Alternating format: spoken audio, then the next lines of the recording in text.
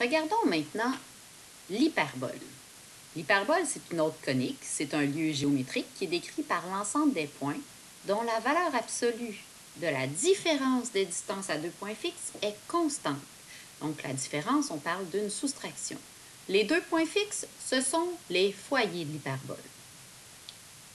Pour cette conique, nous avons encore une fois deux cas possibles, un peu comme dans l'ellipse. Nous avons le cas où l'axe transverse sera horizontal et l'axe transverse ou bien l'axe transverse vertical. Donc, regardez ici la différence. L'axe transverse est horizontal, donc l'axe transverse est sur l'axe des x. J'ai donc une hyperbole que j'appelle horizontale, ou l'axe transverse est vertical, donc l'axe transverse est sur l'axe des y. J'ai donc une hyperbole qui sera verticale. Regardez bien juste ici la différence pour l'équation des deux hyperboles. Bon, premièrement, constatez ici qu'on a une différence, donc une soustraction. On a une équation qui est égale à 1 et on a une autre équation qui est égale à moins 1. C'est la seule différence, c'est la seule façon de différencier entre l'axe transverse horizontal et l'axe transverse vertical. Donc, c'est bien important de s'en souvenir. Dans les deux cas, autant pour l'hyperbole horizontale que pour l'hyperbole verticale, vous voyez dans le graphique des lignes en pointillés. Ce sont ce qu'on appelle les asymptotes. Les asymptotes, je vous rappelle, ce sont des droites pour lesquelles la courbe va tendre à se rapprocher des droites sans jamais y toucher. Comment on détermine l'équation de ces deux asymptotes? Eh bien, c'est en utilisant nos paramètres A et B. Donc, dans les deux cas, autant pour l'axe horizontal que pour l'axe vertical,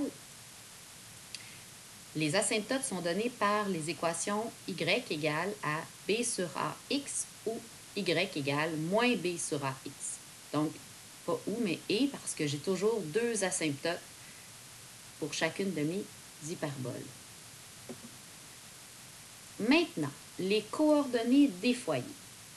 C'est là que c'est important de réfléchir entre l'axe transverse horizontal ou l'axe transverse vertical, puisque les foyers sont toujours sur l'axe transverse. Par exemple, dans le cas de l'axe transverse horizontal, les foyers seraient ici, par exemple.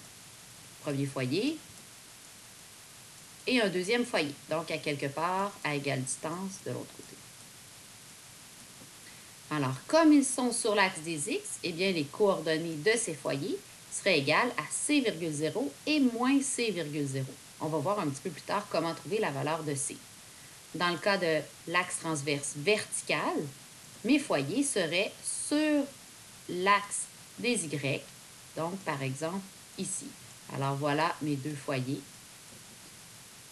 À ce moment-là, l'équation de ces deux foyers serait donnée par, pas l'équation, mais excusez, les coordonnées des deux foyers seraient données par 0,c et 0,-c. Pour ce qui est des sommets, encore une fois, c'est important de faire la différence entre l'axe transverse horizontal et l'axe transverse vertical. Dans le cas de l'axe transverse horizontal, les sommets sont donnés par les coordonnées a,0 et moins a,0. Si je regarde sur mon graphique, ce que ça signifie, c'est que la distance ici entre le centre de ma conique, qui est toujours centré à l'origine, en passant, on va étudier encore toujours notre hyperbole centrée à l'origine. Donc, la distance ici entre le centre et mon premier sommet, c'est la valeur de A. C'est mon paramètre A qui me donne cette distance-là. Pour ce qui est de l'hyperbole verticale, eh bien, cette distance-là est donnée par le paramètre B. Donc, ça ici, ça va être B. Alors, dans le cas où mon hyperbole est horizontale, mes sommets sont A,0 et moins A,0. Dans le cas où mon hyperbole est verticale, mes sommets sont 0,B et 0,-B. Comment déterminer la valeur du paramètre C, c'est toujours avec la relation de Pythagore. La distance entre mon centre et mon foyer, c'est mon C. C'est toujours le plus long des trois côtés, peu importe l'orientation de l'hyperbole, qu'elle soit horizontale ou verticale. Donc, toujours la même formule, C au carré va être égal à A au carré plus B au carré. Allons voir maintenant comment représenter graphiquement l'hyperbole. La première chose à vérifier, c'est l'ouverture de l'hyperbole. Est-elle horizontale ou verticale? Par la suite, il faudra déterminer et tracer les asymptotes. Je vous demande également de déterminer et de placer les sommets et les foyers. Pour le reste, la courbe va se faire à main levée. Ce sera une esquisse tout simplement. Pas besoin d'aller chercher des points qui appartiennent à la courbe. Alors, allons voir comment on détermine les coordonnées des sommets et des foyers de l'hyperbole. Première étape, c'est l'étape la plus importante. Regardez votre équation. Elle est égale à -1, donc orientation verticale, ouverture verticale. Très important. Ça influence mes sommets et mes foyers. Je regarde ici pour connaître mes paramètres A et B. Donc, je fais la racine carrée de 81, ça donne 9. La racine carrée de 144, ça donne 12. Avec Pythagore, je vais venir trouver la valeur de C. J'obtiens 15. Comme je sais que mon hyperbole est verticale, mes sommets sont donc sur l'axe des Y, alors 0,12 et 0,-12, c'est le B qui est important. Et mes foyers sont donc 0,-15 et 0,15. Je n'ai pas besoin, là, pour le moment, de trouver mes asymptotes. Allons voir l'exemple B. On constate ici que notre équation, elle est égale à 1. Donc, si elle est égale à 1, c'est que j'ai une hyperbole qui sera horizontale. L'axe transverse sera l'axe des X. J'ai donc besoin pour mes sommets, du paramètre A. Le paramètre A est donné par la racine carrée de 52. Je l'ai simplifié ici, vous voyez? Donc, je sais que 52, c'est la même chose que 4 fois 13.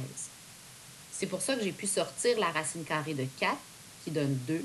Donc, ça simplifie en étant 2 racines de 13, puis on garde toute la précision. Donc, 2 racines de 13 et moins 2 racines de 13, ce seront nos sommets. Et j'ai trouvé la valeur du paramètre C avec Pythagore. Donc, j'ai mes foyers à -8,0 et 8,0. Cette fois-ci, on constate que nos foyers et nos sommets sont sur l'axe des X. Maintenant, pour les représenter graphiquement, on va avoir besoin de nos asymptotes aussi. Alors, première chose à constater, est-ce que notre hyperbole est horizontale ou verticale? Je regarde. Elle est égale à 1, donc elle sera horizontale. Je trouve mon paramètre A et mon paramètre B, donc racine carrée de 4, ça donne 2, racine carrée de 25, ça donne 5.